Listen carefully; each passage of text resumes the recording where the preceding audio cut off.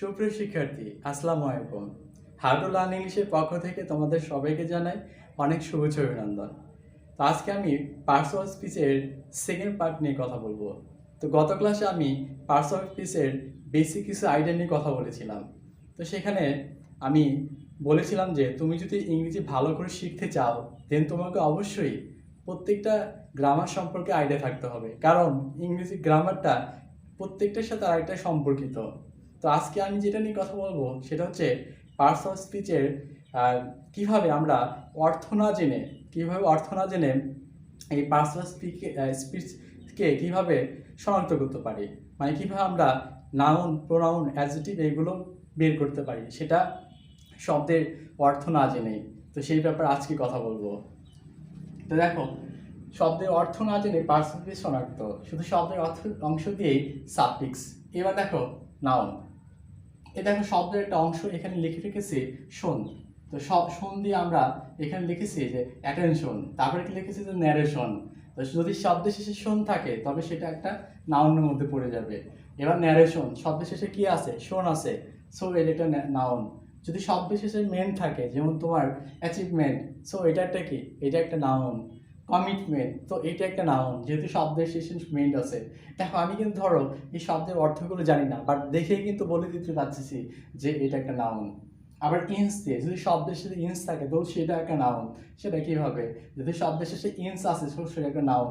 আবার দেখো ইন্ডিপেন্ডেন্স, শব্দের শেষে ইন্স আছে, সো এটা একটা নাউন। আবার কি নেস, হ্যাপিনেস, যদি শব্দের শেষে নেস কথাটা আছে, সো এটা একটা নাউন। আবার গুডনেস, যদি শব্দের শেষে নেস আছে, সো এইটা একটা নাউন। আবার যদি শোন থাকে, এক্সপ্রেশন, শব্দের শেষে কি আছে? শোন আছে, সো এইটা একটা নাউন। এবার দেখো নাউন, এবার ওর, যদি শব্দ শেষে ও আর থাকে, কি মজা, তাই তো? দেখো ও আর থাকে, তো এটা একটা নাউন। আবার ভিজিটর, দেখো ও আর আছে, এটা একটা কি? নাউন। আমরা কিন্তু দেখো এই শব্দের মিনিং জানি না, বাট শব্দের শেষাংশ দিয়ে আমরা সহজেই আমরা কি করতে পারতেছি? আমরা এই নাউনটাকে শনাক্ত করতে পারতেছি। আবার দেখো ইয়ার, হ্যাঁ, ইঞ্জিনিয়ার, এই ইয়ার আছে, সো ওইটা একটা নাউন। আবার এজ, হ্যাঁ, শব্দের শেষে কি আছে? এজ আছে। প্যাজেস, তো শব্দের কি? আমরা অর্থ জানতেছি না, অথচ কিন্তু সহজেই কিন্তু এটাকে আমরা বের করতে পারতেছি, সো এটা একটা কি? এটা একটা নাউন।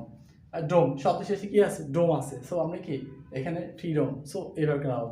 দেখো বন্ধুরা, আমরা খুব সহজ করে কিন্তু এটা বের করতে পারলাম শব্দের অর্থ না জেনে। ইংরেজি অনেক মজা। কিন্তু বন্ধুরা, এবার আমরা কথা বলবো অ্যাডজেক্টিভ নিয়ে। আমরা তো এতক্ষণ নাউন নিয়ে কথা বললাম, এখন তো আমরা কীভাবে অ্যাডজেক্টিভগুলোকে শনাক্ত করতে পারি। দেখো, যদি শব্দের শেষে টিপ কথা থাকে তবে সেটা একটা অ্যাডজেক্টিভ, কারণ এই যে অ্যাক্টিভ আর অ্যাটেন্টিভ এগুলো কি? এগুলো অ্যাডজেক্টিভ। সেটা কীভাবে বুঝলাম? এই যে টিপ কথাটা আছে, সো এটা অ্যাডজেক্টিভ।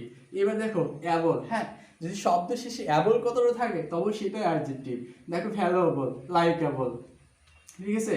এবার দেখো লেস কথাটা কি? শব্দ শেষে কেয়ারলেস, সো এটা একটা অ্যাডজেক্টিভ।